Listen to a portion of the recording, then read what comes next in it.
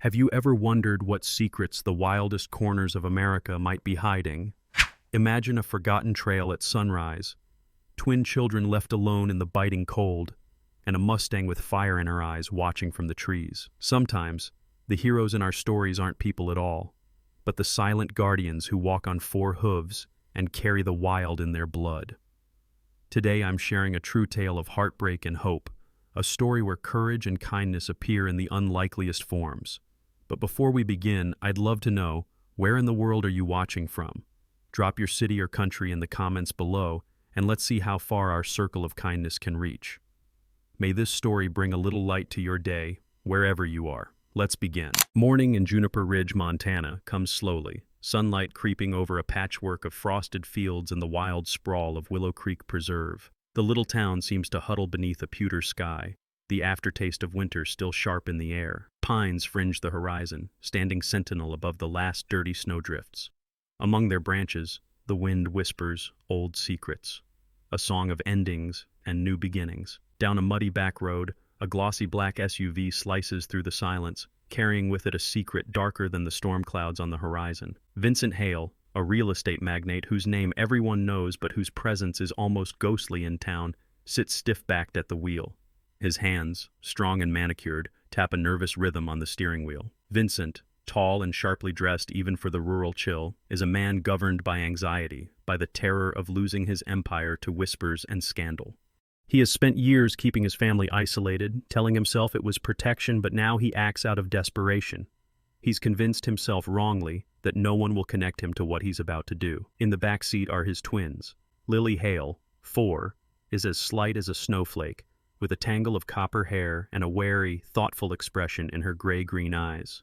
She hugs a faded pink backpack inside, a battered water bottle and a bluebird patch, reminders of her mother's gentle care. Jonah, her twin by minutes, is her echo and her opposite Cheeky, a little sturdier, always seeking adventure, but with a bravado that rarely survives the unknown. Both wear warm coats and boots, an afterthought of their father's guilt more than true concern. The twins have grown up in a house where laughter feels out of place. Their mother, Ruth, died in an accident that left memories and holes in equal measure. Lily learned to hold Jonah close during storms, humming the tune Ruth once sang. Jonah, quick to smile for strangers, relies on Lily for comfort. She is his anchor and shield. Vincent pulls over at a deserted trailhead, the preserve's tangled wilderness stretching before them like an invitation and a threat. The engine idles. "Wait here," he says, forcing a smile that collapses into a grimace. "Daddy will be back with a surprise." He hesitates a moment longer than he means to, perhaps waiting for a voice of reason, perhaps searching for a last shred of mercy. There is none. He steps out, breath visible in the morning air, and helps the twins out. Lily's fingers curl around Jonah's. Vincent's jaw clenches. Then he leaves, the car vanishing into the trees, exhaust lingering like regret. For a long moment, the children do not speak. Lily's lips move in silent counting, a trick to stave off panic. Jonah tries to remember the stories Ruth used to tell about being brave when lost. He pulls a crumpled photo of her from his pocket, the edges worn soft by worry. From the brush nearby, a mustang watches. Redwind, named for her chestnut coat and mane that burns like autumn grass, stands as still as a statue among the cottonwoods. She is 7, wild and wary, but not untouched by human kindness. Years ago, she'd followed Walter Boone's cattle herd for a season, drawn by the salt and hay, learning the cadence of human life from afar. Redwind knows the scent of sorrow. She remembers when wolves chased her as a foal, the way fear smells when it's fresh. Now she watches the children. They are small, cold, and alone, not a threat. She moves closer only when Jonah's sobs quiet, and Lily sits, humming softly, her mother's song, while tracing shapes in the dirt. Elsewhere, on the Boone Ranch, Walter steps outside. Tall, with hair the color of iron and a face lined by wind and loss, he moves with a quiet patience. He is known for his kindness, a trait that cost him little in business, but everything in love. Daisy, his blue heeler, limps beside him, her injury a souvenir from a time when Walter too chased the glory of rodeos. Daisy's nose twitches. She whines at the fence. Walter kneels, finding fresh mustang prints. Redwind's, unmistakable in something else, a child's mitten, sodden and pink, dropped recently. Walter's heart quickens. He knows every family for miles. No one nearby has children so young. He puts his hand on Daisy's head, feeling her anxious energy. Easy, girl. Let's see where this trail leads. He gathers the mitten, his mind already racing with questions. Back at Willow Creek, Lily and Jonah sit, growing colder and more afraid as the sun climbs. Jonah's hunger makes him cranky. Lily tries to distract him, offering her last pack of crackers, a treasure from her backpack. As they eat, Redwind inches closer, drawn by curiosity and something deeper empathy, perhaps, or a memory of her own lost mother. Jonah sees her first. "Lily, a horse!" His voice cracks, not quite afraid, more in awe. Redwind stands tall, ears forward, eyes soft but cautious. Lily hushes Jonah and moves slowly, recalling her mother's lessons. "Let her come to us." Redwind senses their gentleness and stays, close enough that they can see her breath in the morning light, but far enough to escape in a heartbeat. For a while, the world is quiet. Wind moves the trees. The sun struggles higher. The twins do not know it, but they are being watched over by the mustang, by the memory of their mother, and by a rancher who is already searching for them. Each soul, wounded and wandering, is about to find the others. The preserve holds its breath as fate tightens its threads. By the time the sun stood higher above Juniper Ridge, the morning's illusion of warmth had faded, chased away by a wind so sharp it felt like the memory of winter itself. In the quiet clearing beside Willow Creek, Lily and Jonah huddled close on a patch of lichen and pine needles. The air was damp, the cold seeping through their jeans and boots. Lily shivered, though she tried to hide it, wrapping her navy coat tighter, pulling her brother's hand into her own. Every so often, she glanced toward the tangled shadows between the trees, where the wild chestnut mare watched, unmoving, her breath ghosting into the chilly air. Jonah's energy had slipped away, replaced by a cranky fatigue. His cheeks were red with wind and frustration. "I'm cold," he muttered, voice barely a whimper. His stomach had long since stopped growling, now it simply ached, dull and steady. Lily, determined, fished in her faded pink backpack, fingers numb, and found her last pack of crackers. "Here, Joe," she whispered, opening it with careful hands. "Mama would say to share." Jonah accepted the crackers, gnawing in silence. For a moment, Lily closed her eyes and imagined the sound of her mother's voice, the kitchen bright with morning sun, and the safe heaviness of familiar arms. Redwind, the mustang, took a cautious step closer.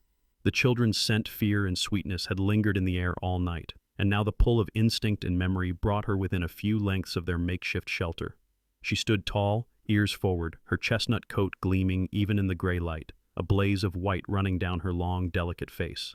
Once, years ago, she'd lost a foal to the cold and the wolves, and some echo of that night lived in the gentle twitch of her ears, the careful way she watched over these small, lost creatures. When the wind rose, Lily let out a sob she'd been holding in. Jonah, too tired to hide, began to cry softly. Redwind's head lifted, her nostrils flaring. She did not run. Instead, she drew nearer, just out of reach, her presence a silent, wild reassurance. Lily, through her tears, watched the mustang, and in that moment, something wordless passed between them. The child's fear quieted, and Jonah's tears slowed, soothed by the horse's quiet strength. Meanwhile, across the fields at Boone Ranch, Walter Boone stepped outside, the pink mitten now weighing heavy in his pocket. At 68, he moved slower than he once had, broad-shouldered but bowed by loss. The death of his wife, Eleanor, the year before had carved new lines into his weathered face, deepening the sadness in his blue-gray eyes. His hands, calloused from decades of work, trembled slightly as he stroked the head of Daisy, his old blue heeler. She pressed against his leg, tail swishing gently, always attuned to his mood. Walter paused, looking over the fence toward the neighboring orchard. Just then, a battered green pickup appeared, dust swirling behind it. Clara Mae Jennings, Walter's neighbor and old friend, leaned out the window, a familiar tartness in her smile. Her wiry frame was hidden under a patched denim jacket, gray braid falling across her shoulder. "Walter, you look like you've been up all night with ghosts," she called, her voice both teasing and concerned. Walter raised the mitten in reply. "Found this, and Hoofprint's Mustang, too close to the house." Clara's smile faded. She remembered long nights tending to Eleanor's illness, her friendship with the Boone family forged through pain and compassion. "Want me to ring Sheriff Darrow?" she asked, voice low. Walter shook his head, his gaze on the distant trees. "I'll look a bit myself first, but if you hear anything, call me. I'd trust you before any badge. Daisy barked sharply, nose pressed to the damp earth, and Walter followed. Clara watched him go, her heart heavy, before pulling away, determined to keep an eye out from her kitchen window.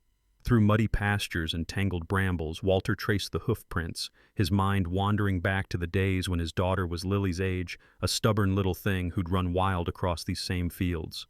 Grief clung to him, but so did a stubborn hope. Daisy, her limp pronounced now, ranged ahead, pausing at every broken branch. The tracks grew fresher, more urgent. Just as Walter was kneeling by a stream to check the mud for more clues, a rustle in the underbrush startled both man and dog. Lucas Beale appeared, thin and windburned, a canvas pack slung over his shoulder. He was younger than Walter by decades, with restless brown eyes and a nervous way of moving, always half ready to bolt. "Morning, Mr. Boone," Lucas said, voice rough from the cold.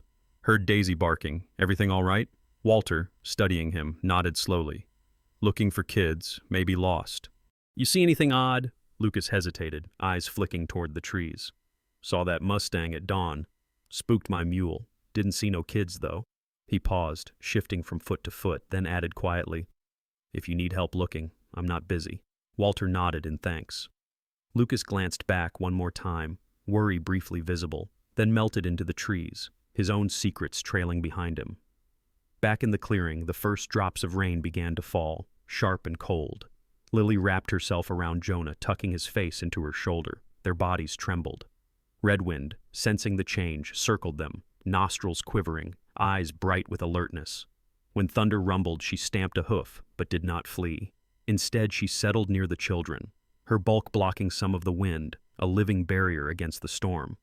Walter, pushing through wet ferns, caught a flash of color, the pink backpack and the two small figures, huddled together beneath the arms of a great chestnut horse.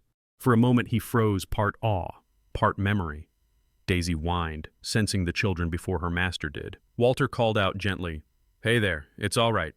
I'm Walter, and this is Daisy. We're here to help." Lily lifted her head, blinking rain from her lashes. The man's voice, low and careful, reminded her of her grandfather, long gone now.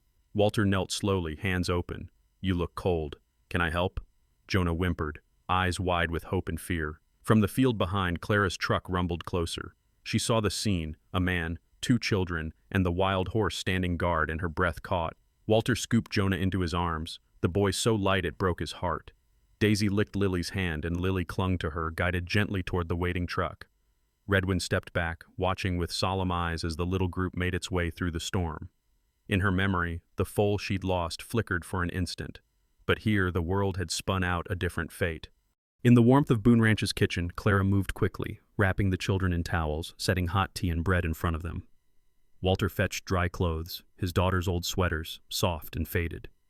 Daisy never left Lily's side, her soft eyes never blinking.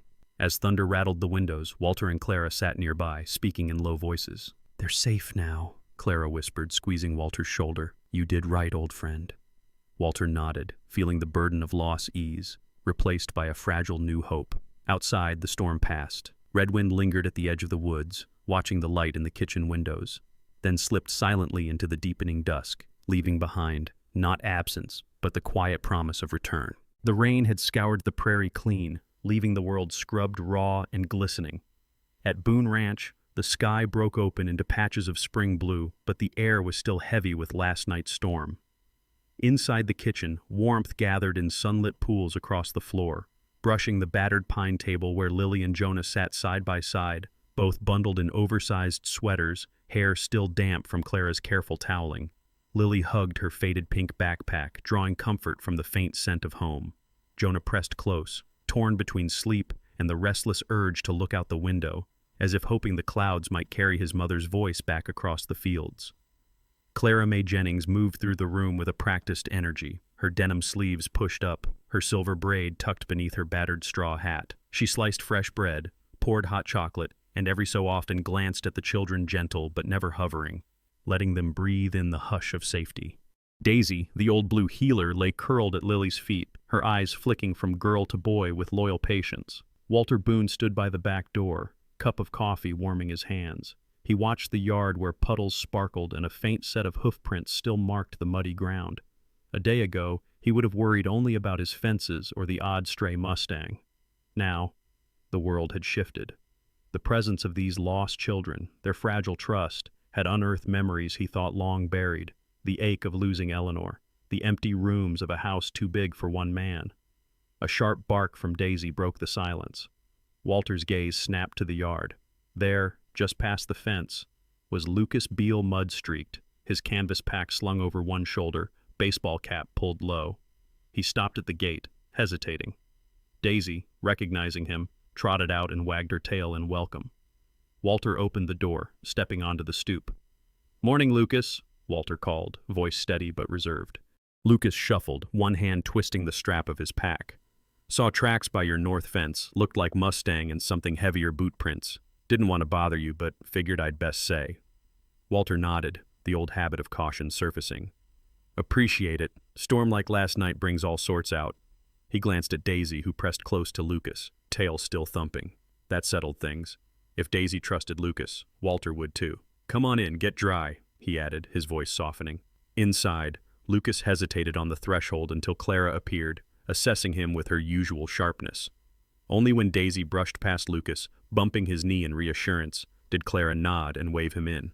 "You look like a drowned coyote, boy. Sit before you catch your death." Lucas sat at the far end of the table, eyes down. Jonah eyed him with curiosity, but Lily shrank behind her backpack, watching Clara for cues. Clara, catching Lily's glance, smiled and pulled a tin of crayons from a drawer. "Jonah, Lily, ever draw pictures on rainy days? My daughter used to cover these walls." The children relaxed, and Jonah reached for a crayon, the beginnings of a smile ghosting across his face. Lucas quietly took a slice of bread and listened, the warmth of the kitchen seeping into his bones. As Clara moved about the kitchen, she gently coaxed details from the children, never pushing, only inviting. Bit by bit, she learned their names and fragments of their story, how their father, Vincent, had driven them far from home, promising a surprise, then disappeared into the storm. Lily's voice trembled, but Clara's steady hand on her shoulder gave her strength. Walter leaned against the counter, watching this delicate scene. He saw, in Lily's wary glance and Jonah's sudden, fierce hunger, echoes of his own daughter, of Eleanor's quiet patience. His heart ached, but he also felt the stirrings of something new hope, fragile and stubborn. Daisy padded from child to child, finally settling beside Lucas's feet, nose on his boot. Lucas looked down, then glanced at Lily. Quietly, he reached into his pack and drew out a small, battered sketchbook, sliding it toward the children. "Found this out by the old orchard. Might be yours." Lily's eyes widened. Inside was a scribbled drawing of a bird, her own, lost the night before. The barrier between them softened. Mid-morning, Walter's phone rang. It was Sheriff Dale McHenry, his old friend. Walter stepped outside to take the call, watching clouds drift over the distant hills. After a brief, low conversation, he returned. "Sheriff's coming by. Said there's word in town, some stranger matching Vincent's description passed through last night, headed north. Folks are talking. He wants to keep things quiet for the kids' sake." Clara frowned, her hand unconsciously reaching for Lily's. "We need to keep them calm. No talk of police, not until they're ready." As the day brightened, Walter and Lucas went out to inspect the north fence. They worked in companionable silence, Lucas steady and sure with the hammer. At one point, Walter paused, looking at the young man. "You always passing through, Lucas? Or ever think of settling a while?" Lucas hesitated, shoulders tensing. "Never seemed to fit anywhere. Always moved on before folks noticed." He shrugged, but there was longing in his voice. Walter, recognizing the ache, nodded. "Sometimes you don't find a place until you need it most. This ranch has always got room for someone willing to help." As they returned, the sound of tires crunching gravel made both men stiffen. Sheriff McHenry's truck pulled up slowly, a battered Ford, blue paint dulled by sun and years of service. The sheriff, a tall man, broad in the shoulders, sandy-haired and mustached, got out, waving off any formality. Daisy barked once, then sat beside Walter. "Morning, Walter. Clara," the sheriff greeted. He kept his voice low as Clara joined them on the porch. "Any trouble since sunrise?" Walter shook his head. "Nothing but restless kids and old ghosts." The sheriff glanced at the house. "Kids are lucky. Some folks in town want to help, but word travels fast. I'll keep things quiet for now. If you hear from the father, call me straight away." Inside, Clara led the sheriff to the kitchen but kept the children in the adjoining room, distracting them with a story about Walter's legendary mishap with a wild calf. The twins' laughter rang out, thin but genuine, a balm against the lingering tension. Lucas lingered in the background, unobtrusive but watchful. As afternoon shadows lengthened, the small house found a fragile peace. Walter fixed a gatepost while Lucas stacked firewood. Clara baked another loaf of bread, the scent drifting out to the porch. Daisy napped in a patch of sun, one eye always half open. Beyond the fence line, Redwind moved through the tall grass. The mustang kept her distance, hunger and caution at war in her mind. But now and then, she'd lift her head at the sound of children's laughter, ears flicking forward, drawn by the echo of a memory, her own foal lost long ago, and the instinct to protect, even now. As dusk settled, the family strangers bound by chance gathered for supper. Lily, sleepy and comforted, leaned against Clara's arm. Jonah shared his bread with Daisy, giggling as the dog licked his fingers. Walter and Lucas spoke little, but shared a nod of mutual understanding. Outside, the prairie glowed gold, and Redwind's silhouette lingered against the horizon, the promise of wildness and rescue watching over the fragile new hope kindling at Boone Ranch. Evening pressed close to Boone Ranch, sky painted with bruised purple clouds that threatened a hard night. Inside, warm lamplight glowed against thick kitchen windows, and the old floorboards hummed with the presence of a family not born, but forged by chance and circumstance. Lily sat curled on the broad sill, knees hugged to her chest, copper hair still damp from her bath, eyes fixed on the distant silhouette of Redwind by the fence line. Jonah lay sprawled on the braided rug with Daisy's head in his lap, the dog's slow, contented breathing grounding him after another day of uncertainty. A drawing of the mustang clumsy but heartfelt rested at his side. Clara Mae Jennings moved quietly about the kitchen, her faded denim sleeves pushed to the elbow, hair silver and braided down her back. She fetched a woolen shawl from the linen chest and draped it over Lily's shoulders, a gesture small but significant. "This belonged to my daughter," she murmured. She was scared of thunder, too. It helped. Lily's hands curled in the weave, the hint of a smile softening her wary eyes. At the table, Lucas Beale made a show of folding napkins into rough animal shapes, a skill picked up in years of solitary jobs and cheap diners, trying to coax a laugh from the twins. Jonah cracked first, a hesitant giggle slipping out as Lucas's napkin rabbit toppled off the table. Lucas grinned, rubbing the back of his neck. "Never did get the ears right," he said, and for a moment the kitchen belonged to gentle possibility instead of past and peril. Walter Boone, tall and spare in plaid and worn jeans, peered out the front window, his expression tight. The weight of old responsibility pressed on him. Decades ago he had watched this land with a shotgun ready for rustlers and coyotes. Now he kept the gun behind the door for a new reason, one that made his heart heavy and fierce all at once. The dusk was broken by headlights sweeping up the long drive. Daisy rose first, ears pricked, a low chuff in her throat. Walter opened the door just as Sheriff Dale McHenry stepped out of his dusty truck, uniform collar turned up against the wind, a figure of authority softened by familiarity. "Evening, Walter. Clara." He tipped his hat as Clara appeared in the doorway, her eyes sharp with old caution. Sheriff McHenry was all business but not unkind. "Town's buzzing," he announced as he stepped inside, boots thudding on the mat. Vincent Hale's family reported the twins missing. His SUV was seen out near the Willow Creek Trail. "I need to know everything, how the children got here, what you've seen, and if there's been any sign of trouble." Clara sat Lily and Jonah at the table, gently smoothing the girls' hair. Walter recounted, steady and plain, how they'd found the twins near the edge of the pasture, cold and scared but alive, watched over by Redwind, with Daisy barking warnings at something in the darkness. Lucas, hands knotted in his lap, added his own account, the tire tracks, the child's mitten, the skittishness of the Mustang when men approached. His voice trembled just once, when he met Lily's eyes and saw trust blooming where only fear had been before. Sheriff McHenry listened, making notes in a battered field book. His glance lingered longest on the children, measuring, not judging. Finally, he spoke low. "Vincent Hale is unpredictable. There's talk he's been seen driving at night looking for something or someone. You'll need to stay sharp." He paused, voice softening as he crouched to meet Lily's gaze. "You're safe here tonight, darlin'. I promise." He left a card on the table, thumbed and creased. "My personal line. Anything strange, anything at all, call me. I'll have a cruiser swing by on the hour, and I'll be back myself at dawn." The rain arrived not with a roar, but a soft, persistent drumming on roof, on porch, on the old glass of the kitchen window. As Clara set out bread and tea for supper, the room gathered itself closer. Jonah huddled into the dog's warm side, whispering, "Do you think Daddy's coming?" And for once, Lily was the one to answer, voice steadier than she felt. "We're not alone anymore." Lucas took a place near the twins, drawing them into a story about a red fox and a clever pony he'd known in Wyoming, half truth, half comfort, all warmth. Clara handed him a mug of tea, meeting his eyes over the rim. "Thank you," she said softly, not just for the story, but for his presence.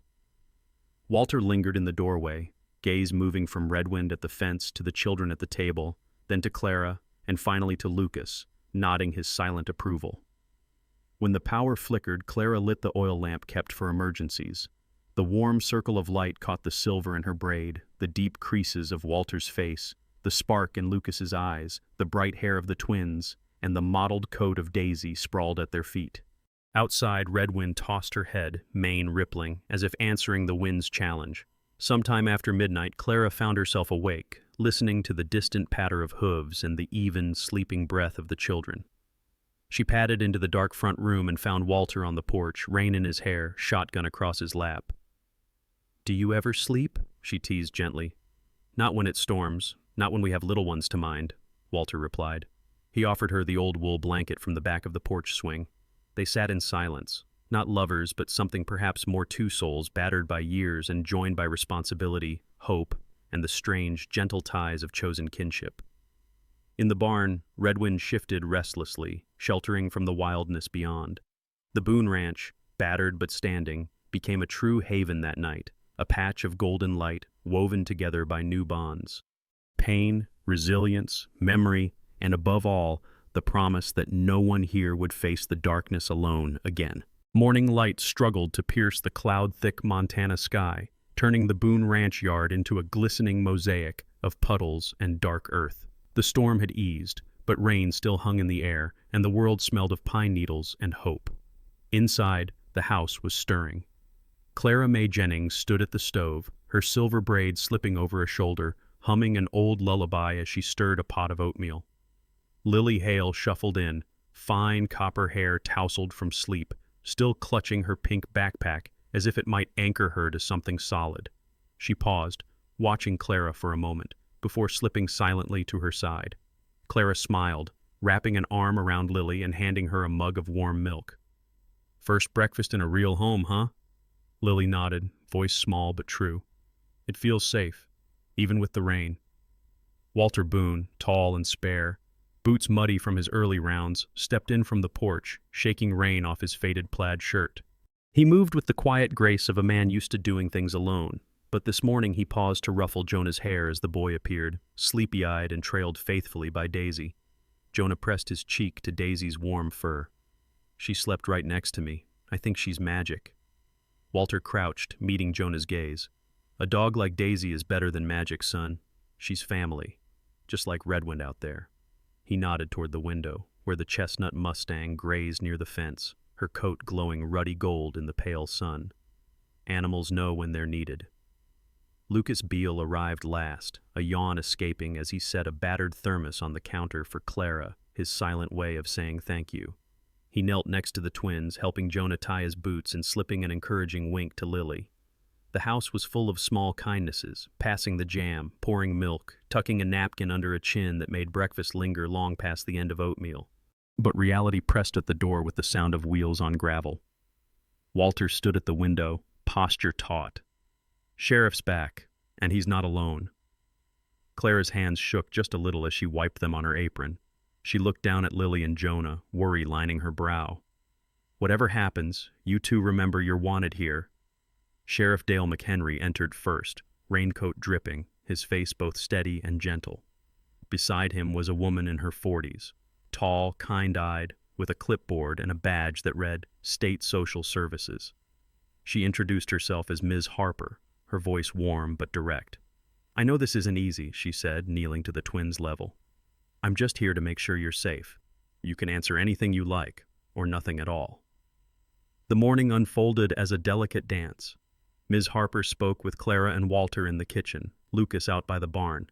She knelt with Lily and Jonah, asking about what they liked most here, what scared them, what made them feel brave. Lily spoke softly, her eyes darting to Clara. Clara makes oatmeal like my mom did. Walter always checks the doors at night. Lucas tells stories about horses and brings me my backpack when I forget, and Daisy sleeps by my bed. Jonah piped up, a little bolder. Redwind watches the house. She won't let anything bad happen. Ms. Harper listened, writing careful notes. She watched as Daisy leaned gently into Jonah's side, and as Redwind's silhouette appeared at the window, the wild mustang's eyes meeting Lily's for a heartbeat, a silent promise. After, Ms. Harper joined the adults at the kitchen table. Her questions were pointed but not cruel. Was there enough food? Did the children have beds? Did everyone feel safe? Walter spoke less, but his words were weighty. I've seen enough storms to know the difference between shelter and a roof. These kids have found shelter here. That's what matters. Clara nodded, her voice thick. They lost a lot. We're not replacing family, we're adding to it. Lucas, uncharacteristically nervous, offered, I never had a place that felt like this. Not growing up, I'd do anything to keep it together. There was a pause. Ms. Harper looked at the children playing with Daisy on the rug, and at the sunlight finally breaking through the window. It's clear these children are safe and cherished, she said. My report will reflect that. But the process isn't over. Their father, he has rights. There'll be hearings. I recommend you prepare. But know this, community counts. And you're not alone. As she left, the sheriff squeezed Walter's shoulder. You did good, old friend. He knelt by the children, meeting their eyes. I'm not going anywhere. This town looks after its own.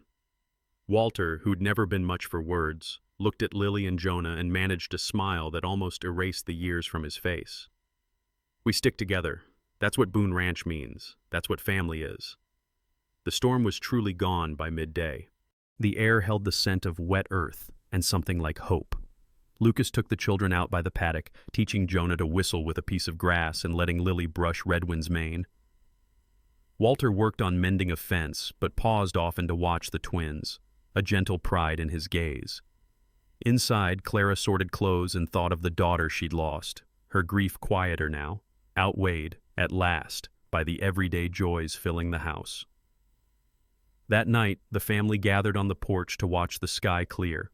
Lily leaned into Clara, Jonah into Lucas, Daisy sprawled protectively at their feet. Walter sat quietly beside them, Redwind standing at the fence line, her wild head held high as dusk painted the prairie gold. As stars pricked through the velvet night, Clara said softly, No matter what comes next, we face it together. Lily whispered, Just like family. And for the first time, everyone truly believed it. A hush lingered over Boone Ranch as the first glimmers of dawn brushed the horizon in rose and gold. Frost rimmed the pasture, but a gentle wind was already stirring, teasing curls of mist from the ground and carrying the sweet scent of new grass. In the silent breath before daybreak, the house once fortress, now home, seemed to draw itself closer around the people inside. Lily woke first, curled tightly in her bed, her pink backpack clutched beneath one arm. She blinked at the soft orange glow pushing through the curtain, and for the first time in weeks, felt only excitement. She dressed her self-oversized navy sweater, jeans with grass stains, her sturdy little boots, and tiptoed into the hallway, meeting Jonah, who stood yawning with Daisy close behind. Her brother's hair stuck up in all directions, his blue jacket thrown haphazardly over his pajamas. But in his eyes there was new steadiness. The brittle fear of their first days faded, replaced by something gentler: trust, curiosity, hope. They crept to the kitchen, finding Clara already up, her silver braid glinting as she poured hot cocoa into 2 mugs. Early risers, she smiled, voice rough with sleep but full of love. Big day ahead, isn't it? Lily nodded. We get to see Redwind right after breakfast. Jonah added, and Lucas promised to teach us how to check the fence line like real ranchers. Soon, the house filled with morning bustle. Walter's heavy footsteps crossed the porch. He paused to check the weather with the practiced eye of a man who'd lived his life at the mercy of the elements. In the kitchen, he sat with the children, listening to their plans and offering the rare gift of a soft smile. By the time sunlight had spilled gold over the fields, Lucas arrived, brushing straw from his denim jacket, cap slightly askew. He carried a battered metal toolbox, but his face broke into a real grin when he saw the children. "Ready for some ranch chores?" he asked, and the twins nodded with solemn pride. Even Daisy seemed to catch the excitement, tail wagging as she trotted beside them out into the morning. The world was fresh with promise as they moved through the day. Lucas showed the twins how to check the paddock gates, tightening bolts while explaining the names of each tool. Walter joined them, his long shadow falling behind him, and together he and Lucas lifted Jonah to peer over the fence, pointing out how deer tracks differed from mustang prints. Clara watched from the porch, her heart tight with joy and a bittersweet pang for the daughter she'd lost. Her own grief finally softening, transformed by the presence of these children she now loved as her own. The hours slipped by in a series of simple, beautiful moments. Lily brushing Redwind's mane as the mustang stood calm and curious, Jonah chasing Daisy through puddles, Clara and Walter mending a section of sagging fence, Lucas teaching Lily how to twist wire with steady hands. The children moved between them, at home with each adult, gathering pieces of family from every outstretched hand and patient smile. As the sun climbed, a dust cloud appeared on the distant road, a lone vehicle winding toward the ranch. Anxiety crept in. Walter, Clara, and Lucas shared a silent look, each understanding the other's worry without a word. The car rolled to a stop. Sheriff Dale McHenry stepped out, his face grave but not unfriendly. Behind him, a second car. From it emerged Vincent Hale, thinner now, face drawn, eyes searching the ground. He stood for a long moment at the gate, as if unsure whether to approach or retreat. The air thickened with tension. Clara stepped forward, her stance both gentle and unyielding, the children behind her. Sheriff Dale raised a hand in peace. Vincent cleared his throat, voice rough. "I came to say, I was wrong. I let fear make me cruel, and I can't change that. But I see now what I lost." Lily stepped from behind Clara, her hand in Jonah's. Her voice was small but clear. "We're safe here. We have a family now. But maybe someday you could try again, if you learn to be kind." Walter's arms folded across his chest, but his gaze softened, as did Lucas's. Vincent nodded, eyes wet. "If you ever need me, I'll be here. If not, I'll still help from afar." Clara's own eyes glistened. Forgiveness isn't quick, but these children are loved, and that's what matters most. Sheriff Dale watched the exchange with approval, nodding at Walter and Lucas, two men who'd found family not by blood, but by courage and open hearts. The sun crested overhead, chasing the shadows from the yard. Vincent left quietly, a gentler man than the one who had abandoned his children, while Sheriff Dale lingered, sharing coffee and gentle stories before returning to town. That afternoon, Boone Ranch felt different, lighter, like something old had been set down. Clara gathered everyone for a meal under the open sky. There was fresh bread, eggs, even a berry pie courtesy of Lucas, who turned out to have a secret gift for baking. Laughter came more easily. Stories spilled out, small and large, as the last weight of the past fell away. As dusk fell, Lily and Jonah ran through the grass, Daisy leaping in their wake. Redwind watched from the fence, her eyes following the children's every move. When the sun dipped low, painting the ranch in amber and indigo, Lily reached out, her hand brushing Redwind's warm flank. The mustang stood perfectly still, accepting the touch. Clara wrapped an arm around Walter. Lucas set his cap on Jonah's head, earning a wide grin. The sky blazed with stars. Lily, sleepy now, whispered, "We're really home, aren't we?" Walter answered, voice low, "Yes, you are, for as long as you want." As the night gathered, the family, Clara, Walter, Lucas, Lily, Jonah, Daisy, and Redwind, stood together on the porch, framed by moonlight and belonging. Above them, the stars burned bright, as if bearing witness to every loss and every new beginning, their light weaving hope through the wild Montana dark. Here, under a sky vast as forgiveness, the story of Boone Ranch closed, not with an ending, but a promise. Home, at last, for all who had learned how to love. Sometimes, miracles are not thunderclaps from the heavens, but gentle hands reaching out in the dusk, or the loyalty of a wild horse standing watch beneath the stars. The story of Boone Ranch reminds us that in our darkest hours, God's grace often arrives quietly through small acts of kindness. the courage to forgive, and the family we build with open hearts. Perhaps you too have felt lost or afraid, wondering if anyone sees your struggles. Remember, just as a lost child was found, as a wounded heart was healed, so too does God watch over each of us, weaving hope into the ordinary days. The miracle is not only in what is given, but in what we choose to give: a smile, a second chance, a moment of compassion. If this story touched your heart, please share your thoughts in the comments, subscribe to our channel for more true stories of faith and courage, and do not hesitate to bless someone with your own kindness today. Let us pray together for those still searching for their miracle. May God's grace and love find you wherever you are, bringing light to your path and peace to your home.